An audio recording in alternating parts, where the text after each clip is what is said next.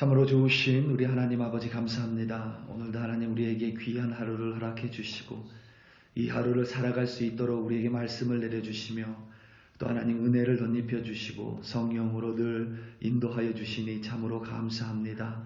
오늘도 살아가며 하나님 예수님을 고스란히 바라볼 수 있도록 도와주시며 예수님의 고난과 또 예수님의 부활을 바라볼 수 있는 눈을 우리에게 허락하여 주시옵소서. 그리하여 하나님 이 세상의 재물이 아니라 이 세상의 명예가 아니라 하나님 오로지 우리 예수님께서 허락해 주신 영원한 생명을 우리의 가장 귀한 것으로 여기며 살아갈 수 있는 우리들이 되게 하여 주시옵소서.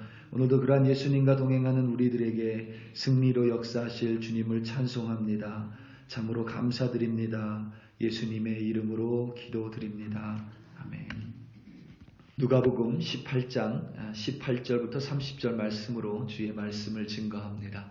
우리 다 함께 보시겠습니다. 능력받는 새벽기도, 응답받는 새벽기도, 성령과 함께하는 새벽기도. 할렐루야. 아멘. 어제 청와대 청원 사이트에 흥미로운 국민 청원이 하나 올라왔습니다.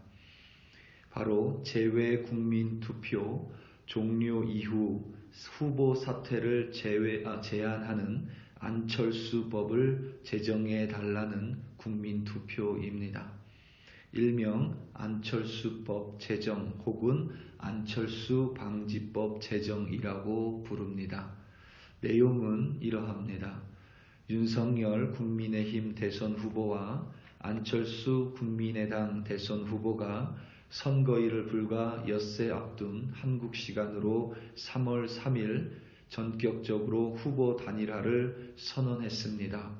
그 가운데 재외국민 투표를 한 후보를 투표 후, 그러니까 재외국민 투표 후 후보 사퇴를 제한하는 법을 제정해야 한다는 청원입니다. 지금은 몇 명이나 찬성했고 동의했는지 제가 확인할 수 없지만 마지막으로 제가 확인했을 때에 이미 10,000명 이상이 이 국민청원에 동참을 했습니다. 그리고 국민청원은 10,000명 이상이 넘어가면 반드시 청와대에서 그것을 따로 살펴봐야만 합니다. 우리와 같이 미국에 사는 동포들 혹은 해외에 사는 동포들은 재외투표라는 제도를 통해서 대한민국 선거에 참여할 수 있습니다. 그것을 재외국민투표라고 부르는데 이 재외국민투표는 국내의 사전투표 혹은 현장투표보다 더 일찍 그 날짜가 잡히기 마련입니다. 그래서 이번 제20대 대통령 선거는 재외국민투표 기간이 미국 시간으로 2월 23일부터 28일까지입니다. 물론 그 전에 재외투표 신청을 해야 합니다. 이게 조금 까다로운 면이 있는데 대도시에 사는 한국 동포들은 전혀 어렵지가 않습니다.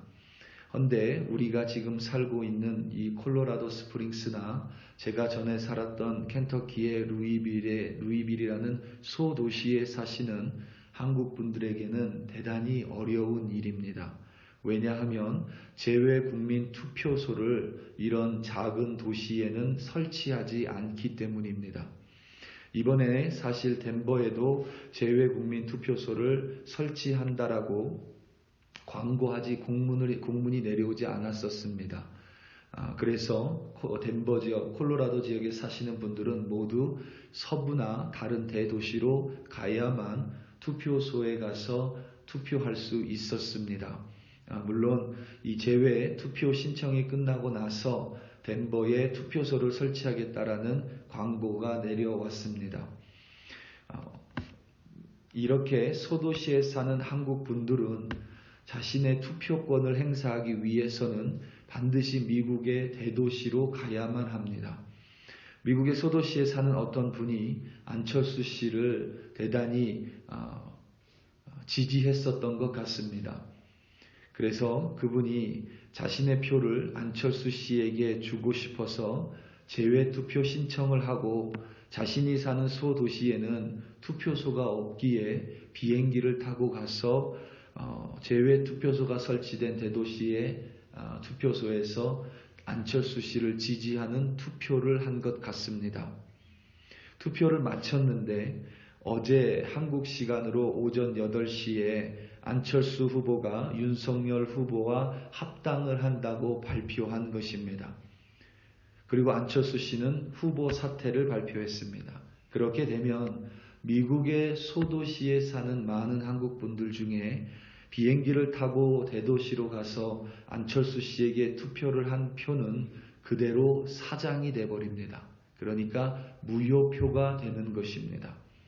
이런 사람들이 미국의 소도시뿐만 아니라 대도시 그리고 제외 투표가 가능한 해외에서 다른 나라에서도 동일하게 벌어졌습니다. 그래서 국민의 소중한 표가 사장되지 않게 방지하기 위해서 제외 투표가 끝난 뒤에는 대통령 후보자들이건 국회의원 후보자들이건 합당하지 못하도록 법으로 방지하자는 것이 바로 이 청원의 골자입니다. 누구도 납득하기 어려운 이 안철수 씨의 결정이고 심지어 국민의당에 속한 당원들의 탈당이 줄지어 이어지고 있습니다. 대부분의 사람들이 예상하기에 예전에 김대중 후보와 김종필 후보와의 합당과 비슷하게 보고 있습니다. 혹시 윤석열 후보가 당선되면 안철수 씨가 국무총리의 자리를 약속받았을 것으로 대부분의 사람들은 예상을 합니다. 실제로 윤석열 후보가 대통령에 당선이 되면 안철수 씨가 국무총리가 될 확률이 대단히 높습니다. 하지만 그의 정치 생명은 이번 결정으로 끝났다고 보는 것이 맞습니다. 여러 가지 이유가 있지만 딱 한 가지 이유만 꼽자면 자신이 지금까지 주장해온 모든 정치적인 약속, 자신의 정치적인 비전을 완전히 뒤집어 엎는 결정이기 때문입니다. 단지 정권 교체를 위한 지지가 아니라 안철수 씨를 좋아하고 진심으로 대통령이 되기를 바람으로 지지했었던 사람들은 이번 결정에 크게 실망했습니다. 모름지기 대통령을 꿈꾸는 정치인이라면 자신의 대의를 위해 자신의 사사로운 이익을 포기할 줄 알아야 하는데 이번 안철수 씨의 결정은 그와 정반대의 결정입니다. 우리가 이름만 대면 아는 김종필 씨, 이인재 씨, 이회창 씨 모두 비슷하게 사사로운 이익을 포기하지 못해 대선이라는 대의를 이루지 못하고 그대로 사라져버린 정치인들입니다. 오늘 본문 속에 어떤 관리가 예수님께 나와 무엇을 해야 영원한 생명을 얻을 수 있냐고 물었습니다. 이 관리는 대단히 부자라고 기록되어 있습니다.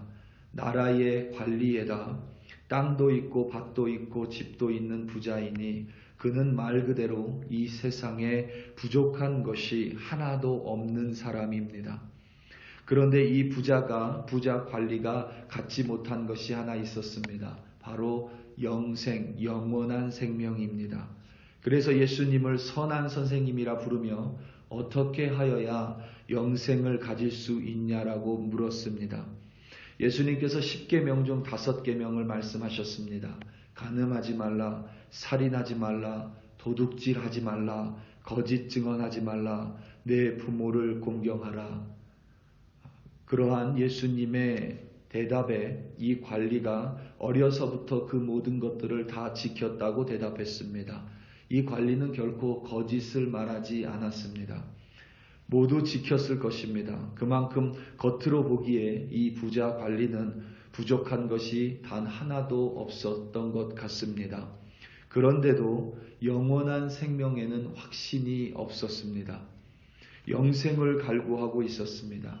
이에 예수님께서 이 관리에게 한 가지 부족한 것이 있다라며 말씀하셨습니다.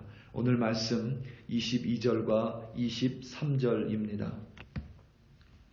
예수께서 이 말을 들으시고 이르시되 내게 아직도 한 가지 부족한 것이 있으니 내게 있는 것을 다 팔아 가난한 자들에게 나눠주라. 그리하면 하늘에서 내게 보화가 있으리라. 그리고 와서 나를 따르라 하시니 그 사람이 큰 부자이므로 이 말씀을 듣고 심히 근심하더라. 아멘. 이 관리는 부자이므로 예수님의 말씀을 듣고 심히 근심했습니다. 근심했지만 예수님의 말씀에 순종하지는 않았습니다.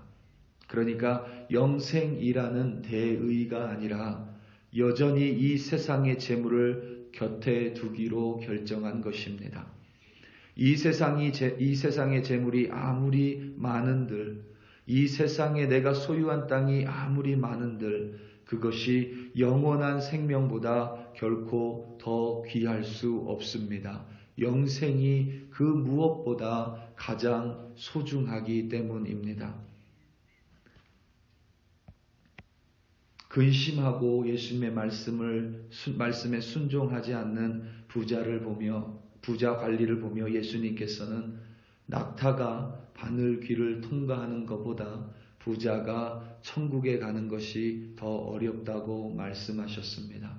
그런데 우리는 이 말을 들을 때마다 나는 부자가 아니기 때문에 나는 당연히 천국에 갈 수 있다라는 묘한 확신을 가지고 있습니다. 하지만 여러분, 부자이건 가난한 사람이건 영원한 생명보다 무엇이든지 더 소중하게 여기는 것이 있다면 그는 결코 천국에 들어갈 수 없습니다. 부자가 천국 가는 것이 낙타가 바늘길을 통과하는 것보다 더 어렵다면 가난한 사람이 천국에 가는 것은 더 어려운 일일 수도 있습니다. 왜냐하면 물질에 대한 집착은 부자에게만 있는 것이 아니라 가난한 사람이 때로는 더 강하게 가질 수 있기 때문입니다. 무엇이 됐든 내가 부자이건 내가 가난한 자이건 중요한 것이 아니라 영생이라는 대의보다 그 어떠한 것을 소중하게 여긴다면, 하나님보다 다른 것이 나에게 더 귀중하다면, 예수님보다 내가 더 귀하게 여기는 것이 있다면 하나님이 보시기에 그 사람은 천국에 합당한 사람이 아니라는 의미입니다. 우리 사랑하는 성도 여러분, 오늘 하루 살아가며 우리는 갈등을 가질 수 있습니다. 말씀에 순종하느냐, 하나님을 쫓느냐, 아니면 내 이익에 만족하느냐. 때로는 갈등할 수 있지만 오늘 하루 살아가시며 하나님의 말씀을 순종하기로 결단하시기 바랍니다. 하나님을 쫓기로 결심하시기 바랍니다. 때로는 넘어지더라도 우리의 단단한 결심 위에 하나님께서 반드시 우리와 함께 하심으로 말미암아 영원한 생명을 가장 귀히 여기는 우리들로 삼아 주실 것입니다. 오늘도 우리의 순종하는 그 마음 위에 성령께서 역사하사 승리하시는 여러분들 되시기를 예수님의 이름으로 축원합니다. 우리 다 함께 기도하시겠습니다. 이 시간 특별히 기도할 때에 우리 대통령 선거를 위하여 함께 좀 기도하기 원합니다. 모든 사람이 참 대통령 선거를 염려의 눈으로, 걱정의 마음으로 바라봅니다. 하지만 많은 사람이 기도를 하지는 않습니다. 우리는 염려하고 근심하는 것에서 끝나는 것이 아니라 이 대통령 선거 위에 함께 기도하기 원합니다. 바로의 마음도 만져주시는 여호와 하나님께서 유권자의 마음을 만져주시고 또 대통령 후보들의 마음을 만져주시고 누가 되든지 우리나라가 통합되는 한 나라, 연합되는 나라 되게 해달라고 하나님께서 우리 대통령 선거 가운데 간섭해달라고 우리 이 시간 함께 주여 한번 부르시고 합심하여 기도합니다. 주여, 할렐루야, 할렐루야, 할렐루야. 하나님 아버지, 이 대통령 선거를 하나님 손에 올려드립니다. 제20대 대한민국의 대통령 선거입니다. 아버지 하나님, 우리 눈으로 보면 너무나도 염려가 되고 근심 걱정이 됩니다. 하지만 염려, 근심, 걱정, 불만, 원망으로 끝나는 것이 아니라 하나님, 우리가 함께 모여 대통령 선거를 위하여 간절히 기도합니다. 하나님의 마음에 합한 지도자를 세워주시옵소서. 그 지도자를 통하여 더 이상 나라가 분열되고 이분화되고 상분화되는 것이 아니라 하나님 한 나라로 연합하여 다시 한번 하나님의 손에 붙들린 나라 되어 하나님의 뜻을 행하며 하나님 이 땅에 하나님 이 열방의 선지자의 나라로 다시 한번 대한민국을 세워주시옵소서. 하나님 아버지 간절히 기도합니다. 우리의 기도 가운데 대통령 선거를 하나님 간섭하여 주시고 하나님 역사하여 주시옵소서. 오늘도 아버지 하나님 우리 글로리교회 백성들 어디서 살아가든지 하나님 재물이 많고 적음의 문제가 아니라 내가 그 재물보다 이 세상의 그 무엇보다 이 세상의 어떠한 것보다도 하나님을 가장 소중하게 여기는 자인지 영원한 생명이 가장 귀한 것인지 하나님 그것을 결단하며 살아갈 수 있는 우리들 되게 하여 주시옵소서. 오늘 하루 갈등 속에서 하나님 당당하게 담대하게 하나님을 선택하여 승리하는 우리 글로리교회 백성으로 세워주시옵소서. 할렐루야 할렐루야. 하나님 아버지